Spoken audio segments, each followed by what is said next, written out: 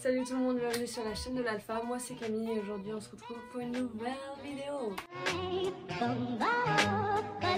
Donc aujourd'hui nous allons parler des oraux du concours Sésame et plus précisément ceux de l'ESSEC. Cette vidéo sera divisée en 3 parties. La première partie ce sera mon expérience des oraux à l'ESSEC. Ensuite ce à quoi vous devez vous attendre pour les oraux cette année de Covid. Et en troisième partie, tous les conseils que j'ai utilisés pour réussir les oraux. Comment se sont passés mes oraux à l'ESSEC? J'ai été admissible pour 5 écoles, donc Kedge Marseille, Kedge Bordeaux et EM Normandie. Donc ces 3 écoles, c'était plus du backup, c'était pas réellement les écoles que je visais. Et ensuite, il y avait l'IPAG avec le programme Master Ingénierie Commerce et l'ESSEC. Donc du coup, comment j'ai organisé mes 5 euros? En gros, j'ai commencé par l'EM Normandie que j'ai mis en premier tout simplement pour avoir un entraînement avant mes écoles qui m'intéressaient vraiment. Ensuite j'ai eu l'IPAG, l'ESSEC et ceux à quels je les ai répartis un peu dans les dernières dates des oraux, tout simplement parce que c'était près de chez moi et donc du coup si je ressentais pas le besoin de les passer, je pouvais les annuler au dernier moment. Comment je suis allée habillée à mes oraux? Tout simplement je vais vous mettre les photos de mes tenues d'oraux. En gros moi ce que je faisais c'était un simple combo chemise pantalon et pour les chaussures j'ai mis des Vans. Tout simplement parce que c'est les chaussures que je porte tous les jours et je voulais pas trop me déstabiliser, voilà.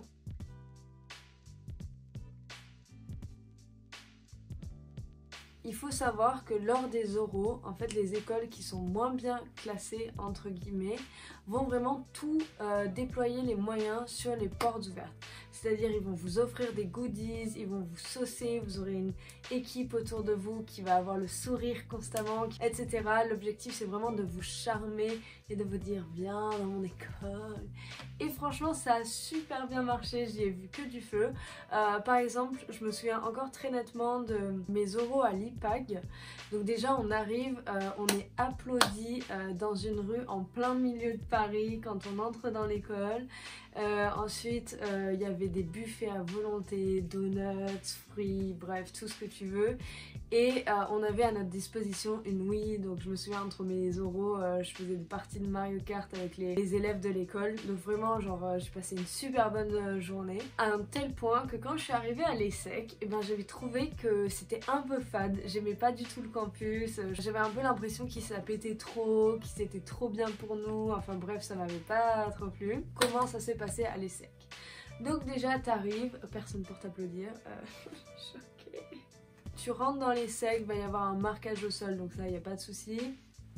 Tu montes les escaliers, tu vas tout au fond au galion et ensuite il va y avoir toute une équipe de responsables des admissibles qui vont vous guider tout au long de la journée. Donc vraiment il n'y aura pas un seul moment où vous serez seul, perdu, enfin bref, tout va bien.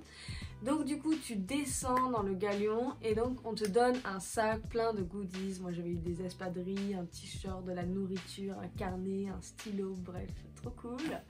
Et ensuite on m'avait donné mon emploi du temps avec tous mes horaires et on m'a assigné une personne qui allait venir m'appeler pour me dire Camille, à ton entretien d'allemand, Camille, à ton entretien d'anglais, etc. Et il y a des tables de ping-pong, donc moi je passais entre 2 entretiens mon temps à faire des échanges de ping-pong. Bref, je me suis éclatée parce que j'adore le ping-pong, donc du coup voilà. Je suis venue à mes oraux avec 2 papiers, donc mon CV au cas où, parce que tout simplement dans ce livre-là, il recommande d'avoir son CV. Je l'ai pris comme vous voulez, je pense pas que l'ESSEC demande d'en apporter un, mais voilà, au cas où. Et j'avais pris en plus mon diplôme de langue d'anglais parce que je venais de passer l'IELTS et en fait tout simplement j'étais saoulée de redevoir passer une épreuve, tout ça pour vous dire que ça n'a pas marché. Je suis arrivée à mon oral d'anglais et je leur ai dit oui bonjour j'ai l'IELTS niveau 7 et ils m'ont dit oui on va quand même faire l'entretien. Du coup voilà.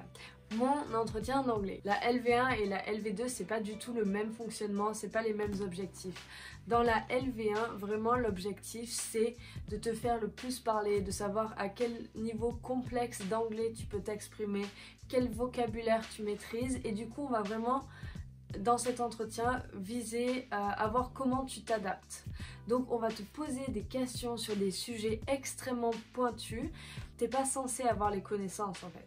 T'es juste censé savoir développer ton idée en anglais sur un thème que tu ne connais pas. Moi, mon thème c'était que penses-tu de la législation des cigarettes et est-ce que tu penses qu'on devrait les interdire dans les lieux publics? Autant vous dire que quand je suis tombée sur ce sujet, j'étais un peu en mode ah, voilà, j'avais dû un peu l'expliquer à mon jury. Et ensuite, il y avait une deuxième partie qui était vraiment pour but de voir la grammaire, les verbes, conjugaisons en pur et dur. Il m'avait donné un papier et je devais regarder dessus et dire si la phrase elle était juste ou fausse. Donc voilà, c'était un peu très carré. Il faut savoir qu'en comparaison, si vous passez d'autres écoles avant l'ESSEC, le niveau d'anglais à l'ESSEC est beaucoup plus élevé que dans les autres écoles. Donc ça c'était mon entretien d'anglais. Ensuite j'ai eu mon entretien d'allemand. Donc pour ceux qui ne savent pas, je suis bilingue, je suis à moitié allemande, mon père il parle allemand et j'ai fait mon bac en allemand. Donc vraiment c'est une langue, aucun souci, je suis rentrée dans la pièce, j'ai juste expliqué à la prof que moi j'étais bilingue. Et du coup elle m'a dit ok bon bah parfait, dans ce cas là je vais pas te faire les questions réglementaires. Juste on va parler de quel effet ça fait de grandir avec une binationalité, quels films t'as regardé quand t'étais enfant, t'étais plus en Allemagne, en France, etc. Mais j'ai récolté des témoignages d'autres élèves pour que vous ayez vraiment un avis plus complet. C'est mon amie Laura, donc si tu passes par là, gros bisous, merci de m'avoir aidé à faire cette vidéo. En gros, elle a fait de l'espagnol, donc il teste la conjugaison, la grammaire, la syntaxe. Si vous maîtrisez pas bien la langue, il vaut mieux faire des phrases courtes qui sont correctes que des longues phrases où vous savez rien. Ensuite, si t'as pas le vocabulaire, c'est autorisé de demander 1 ou 2 mots de vocabulaire. Après, il faut pas trop forcer. Et si vous deviez choisir entre réviser votre LV1 ou LV2, en fait, elle vous recommande vraiment de réviser votre LV1 parce que ça va vous permettre de vous classer pour le campus de Singapour, pour le track anglo, etc. Ensuite, j'ai eu mon oral de motivation. Déjà, juste pour mettre les bases, moi les entretiens j'ai vraiment aucun souci, ça ne me dérange pas de parler à l'oral, je suis plutôt à l'aise avec des gens que je connais pas. Donc de mon point de vue, quand on me pose la question est-ce que c'était dur? Non, j'ai pas trouvé. Mais après bien évidemment, des fois ils essayent de vous déstabiliser. La clé c'est de s'entraîner tout seul et je vais vous donner plein de techniques après, donc vous inquiétez pas, ça va passer crème. Donc mon entretien de motivation, il est divisé en 2 parties. Une partie de culture générale et une deuxième partie sur toi. Donc lors de ma partie de culture générale, moi mon thème c'était l'éducation et j'ai eu de la chance parce que 2018 c'était l'année de la réforme du bac. J'ai été ultra informée à ce sujet, donc vraiment je leur ai déballé toute mon opinion. J'ai comparé le système allemand et français, donc voilà c'était assez chill. Ensuite pour mon oral, tu commences par 1 minute de présentation sur toi où j'ai d'abord fait ma scolarité, ensuite mes hobbies, les différents stages que j'avais fait, ensuite pourquoi je vais aller à l'ESSEC et en quoi ça s'inscrit dans mon parcours professionnel. Ensuite on est passé à la partie des questions et il se trouve que parmi mon jury il y avait quelqu'un qui bossait dans la tech et vu que c'était dans mon projet professionnel, il m'a un peu posé des questions dessus. Je dois vous avouer que sur cette partie là j'étais pas la plus brillante parce qu'en fait tout simplement j'étais juste une fan de Tony Stark, de Big Hero 6 et je voulais juste genre toucher aux nouvelles technologies, l'IA et tout. Donc je m'y connaissais pas trop dans ce domaine-là. Ensuite à la fin il y a une partie questions au jury, donc c'est-à-dire que moi je pose des questions au jury et je vais vous donner dans la suite de cette vidéo comment, quel type de questions vous posez au jury, etc.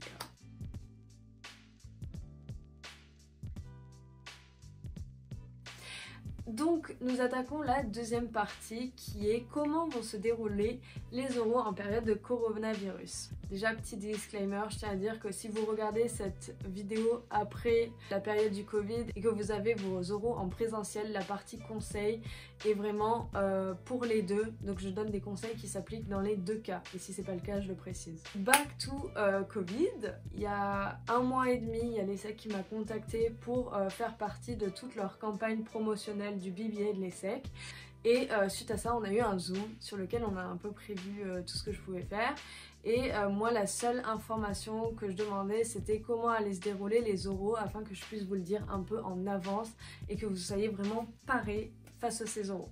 L'ESSEC m'a donné le feu vert et en me disant on te donnera toutes les informations mi-mars.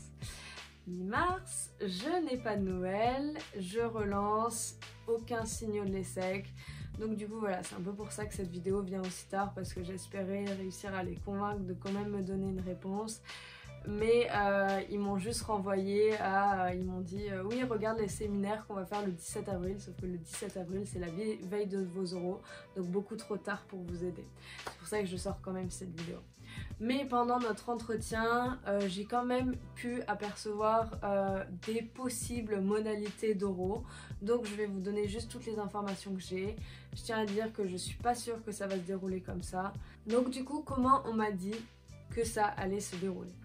Alors pour ceux qui ont déjà fait des entretiens en ligne pour des jobs, ça va être assez similaire au fonctionnement.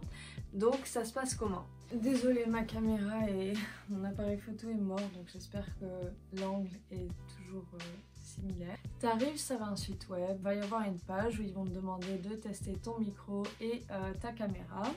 Et ensuite tu vas passer directement à l'entretien. Donc tu vas avoir des questions assez précises.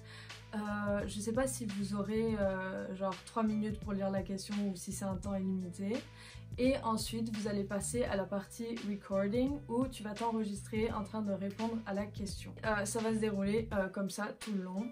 Donc ça veut dire que a priori, d'après ce que j'avais compris, il n'y aura pas d'interaction avec un jury.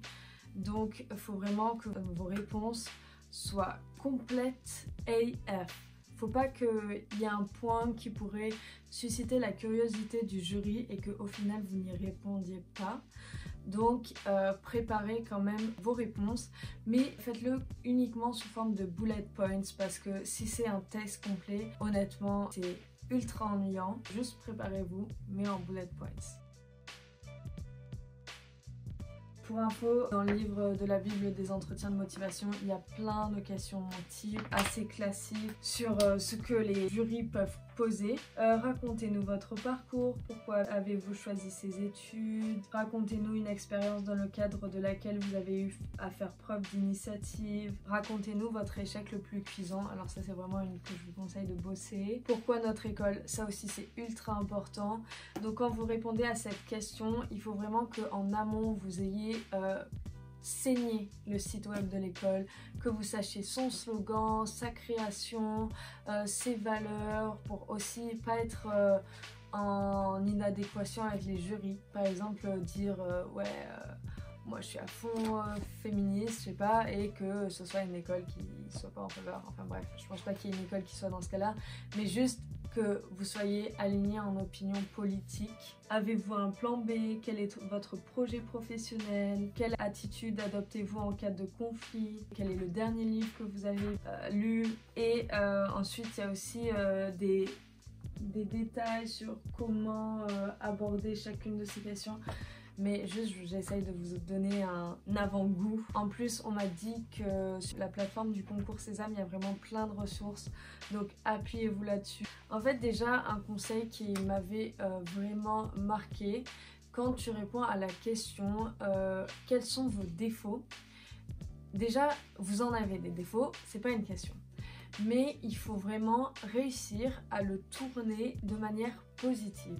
Donc par exemple, moi je disais, oui moi je suis assez agressive, mais après c'est quelque chose sur lequel je travaille, je suis allée voir une psychologue et j'essaye la méditation pour vraiment calmer mes émotions et que je ne sois pas trop explosive. Donc vraiment tous vos défauts, faut que à la fin ça paraisse des qualités ou que quelque chose de positif en ressorte. Oui, je travaille dessus, ou oui, au final, au début, je pensais que c'était un défaut, mais au final, pas tant que ça, parce que ça a des points positifs. Enfin, attendez, il y a mon chat qui veut sortir. Par exemple, si on vous questionne sur votre projet professionnel, profitez-en pour en rajouter une couche sur le fait que vraiment l'ESSEC, c'est l'école qu'il vous faut pour accomplir tout ceci. Comment tu montres ton intérêt pour l'ESSEC? Déjà, il faut te renseigner sur quel club il y a, quelle école il y a.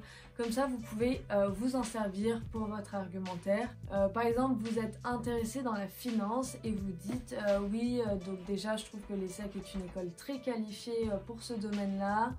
et je suis convaincue qu'il y a un excellent corps professoral et de plus j'espère pouvoir être éligible pour l'échange de 1 an à Mannheim qui est une excellente école de finance. Voilà, comme ça vous vous basez sur ça et ensuite vous pouvez en rajouter une couche et dire oui d'ailleurs j'ai vu que vous aviez des clubs de finance et j'espère pouvoir les intégrer. Ça c'est la partie pourquoi l'école vous attire, d'accord? Et ensuite la dernière partie c'est de expliquer qu'est-ce que vous pouvez apporter à l'école. Donc dans tous les exemples qui sont mentionnés dans ce livre, de ce dont je me rappelle parce que j'ai pas tout relu, il fait 500 pages, c'était vraiment le côté création de club. Moi ce que j'avais dit c'est que par exemple à l'ESSEC il y a la Junior Jack, ou je sais pas, Junior ESSEC et c'est une mini entreprise de l'école et dedans t'as que des grandes écoles et c'est vraiment un énorme plus sur le CV. Et par exemple dans les écoles comme Kedge, la junior entreprise de Kedge elle est ouverte au BBA et ce qui n'est pas le cas à l'ESSEC. Et donc du coup je suis vraiment arrivée et je leur ai dit moi mon gros projet pour l'ESSEC c'est de permettre aux BBA d'accéder à la junior ESSEC. Ça ne s'est pas réalisé mais j'étais vraiment très convaincue avant, très motivée de pouvoir y arriver. Mais dans tous les cas ça a vraiment montré à l'école que je me suis renseignée. Il faut que vous montriez à l'école que vous prendre c'est aussi bon pour eux, d'accord? Ce qui est important pour se préparer aussi pour les entretiens, c'est vraiment de suivre les chaînes d'information. Moi je suivais Le Monde ou sinon sur Insta il y a Hugo Décrypte qui fait un résumé tous les jours. Donc vraiment essayez d'arriver préparé parce que une question qu'on m'avait posée c'était quel est le fait d'actualité qui vous avait marqué. Et à ce moment-là, il y avait l'histoire de la princesse du Qatar qui avait été enlevée par sa famille, enfin qui avait essayé de fuir. Et ça m'avait vraiment passionnée. Donc c'était le fait sur lequel je comptais présenter. Ensuite, vous pouvez faire un peu des exercices de voix parce qu'il faut savoir que ce soit enregistré ou en vrai, il faut que vous apportiez du dynamisme à votre vidéo. Et donc comment faire ça? Ça vient uniquement du ton, de l'intonation, des pauses que vous prendrez et donc il faut vraiment se prendre au jeu et vraiment s'entraîner de son côté. Donc comment s'entraîner de son côté? Vous pouvez prendre un texte ou tout simplement une phrase et essayer de la lire de différentes manières pour convey a specific feeling. Par exemple, tu vas lire une phrase et on s'en fout de la phrase, genre juste je vais aller acheter des légumes et il faut que la phrase ait l'air très triste. Et ensuite une autre où tu t'énerves vraiment. Et le dernier exercice c'est les accents. Donc essayez de positionner les accents sur différents mots de la phrase. Donc vous la répétez au début et vous positionnez l'accent sur le premier mot de la phrase, puis sur le second, le troisième, etc. jusqu'au dernier. Et vraiment ça va vous permettre de vous entraîner à moduler votre voix et à la contrôler pleinement. Un deuxième truc, quand vous parlez, il faut vraiment que vous arriviez à structurer vos propos. Par exemple, pour la première question qui est « Présentez-vous », déjà vous faites un message de remerciement de vous recevoir. En préalable, je souhaite vous remercier pour cet entretien au cours duquel je vais vous présenter mes motivations afin d'intégrer l'ESSEC. Voilà, ça c'est une phrase. Hop. Dans un premier temps, je vais vous parler de ma scolarité et de mon éducation. Ensuite, nous allons arriver sur ma motivation à rentrer à l'ESSEC. Et en dernier point, je vais vous montrer en quoi tout ceci s'inscrit dans mon parcours professionnel. Voilà. Donc toujours vos propos, vous les organisez tout d'abord, ensuite, enfin. De plus, nous allons voir, vraiment, il faut que ce soit la poésie pour les oreilles, que vous guidiez le jury tout au long de votre parole, d'accord? Vous pouvez y arriver, c'est juste une question d'entraînement. Commencez dès maintenant avec votre famille. Qu'est-ce qui se passe si vous faites une erreur? Alors déjà, pas de souci. Tout d'abord, vous prenez conscience de votre erreur. Par exemple, si c'est une réponse à une question, vous argumentez. Au bout d'un moment, vous dites non, c'est pas ça que je voulais dire. Dans ce cas-là, il n'y a pas de souci à admettre son erreur et c'est même bienvenu parce que les jurys préfèrent quelqu'un qui dise je suis désolée, je me suis trompée, que quelqu'un qui s'enfonce dans sa connerie, qui soit en mode non mais je vous assure, hein, 2 + 2 c'est 5. Non. Donc par exemple, la phrase que vous pouvez prononcer quand vous faites une erreur, c'est « Désolé, je viens de me rendre compte que je me suis mal exprimée. Ce que je voulais vous dire en réalité, c'est que 2 plus 2 est égal 4. » Voilà, et ensuite vous re-rentrez dans le flow et vous expliquez votre argument. Si il y a une question piège ou une question qui a le but de vous déstabiliser, vous pouvez leur dire « Oui, bien évidemment, je vais répondre à cette question. Est-ce que vous me permettez de prendre quelques instants de réflexion ?» Faut respirer, c'est juste une question. Et ensuite, vous vous lancez, d'accord? Si par exemple, le jury est pas d'accord avec vous, dans ce cas-là, vous pouvez tout simplement dire ah, c'est intéressant, j'avais jamais été confrontée à ce type d'opinion, est-ce que vous pourriez m'en dire plus? Par exemple, en question piège du jury, il y a le cas où le jury va prendre une de vos informations. Vous avez dit oui, par exemple, je souhaite faire le bibier pour après faire pâtisserie. Et dans certains cas, ils vont reprendre votre phrase et ils vont dire ah, du coup, vous voulez d'abord faire pâtisserie et ensuite le bibier. Et dans ce cas-là, vous pouvez dire ah non, peut-être que je l'ai formulé d'une mauvaise manière, mais mon souhait est de faire le bibier afin de devenir pâtissière. Donc des fois, ils vont vous déstabiliser en prenant vos phrases, ils les changent et ils vous les redonnent pour voir comment l'élève va se positionner sur la partie où vous racontez votre vie. Il y a un moment où vous allez devoir parler de vos hobbies. Déjà, c'est ultra important d'avoir un hobby, mais quel qu'il soit. Que ce soit genre collection de poupées à tir à l'arc niveau national, on s'en fout. Il faut que vous ayez un hobby et que ensuite vous puissiez faire une rétrospective. Par exemple, ah oui, j'ai joué au basket pendant plus de 4 ans et ça m'a vraiment appris l'esprit d'équipe et c'est pour ça que je pense que plus tard, je ferai un bon leader parce que naturellement, ce qui se passait en tournoi, c'est que les gens attendaient que je propose une stratégie. Voilà, bullshit, on s'en fout, mais il faut vraiment que tout ce que vous disiez et un but informatif. Vous balancez jamais une information en mode ouais moi je suis de la pêche. Non, j'ai vraiment pas hâte de l'éditer. Si par exemple le jury vous pose une question et que vous n'avez pas la réponse, vous pouvez dire tout simplement je ne sais pas, mais je serais vraiment très intéressée d'en apprendre plus. Et peut-être que dans la réponse qu'ils vont vous donner, vous pouvez ensuite vous y accrocher et dire ah oui effectivement j'avais pas pensé à cela, mais ça me rappelle que j'avais étudié ça et voilà. Pour ceux qui vont passer les oraux en dialogue avec des vrais jurys, au début ils vont se présenter. Et c'est ultra important à ce moment-là de bien écouter parce qu'à la fin de l'entretien, il y a systématiquement un temps de questions pour le jury parce que cet entretien, c'est un échange. Donc il faut que vous prêtiez attention et que vous puissiez à la fin leur poser des questions. Par exemple, est-ce que vous avez travaillé dans plusieurs pays? Et si oui, quelles étaient les meilleures conditions de travail? Je pense que ça, c'est à peu près tout ce que j'ai. Voilà, j'espère que ça vous a plu. Si vous avez des questions supplémentaires, n'hésitez pas à les poser en commentaire. N'hésitez pas à liker, vous abonner, me suggérer d'autres thèmes de vidéos que vous souhaiteriez que j'aborde. Et on se retrouve la semaine prochaine. Abonnez-vous!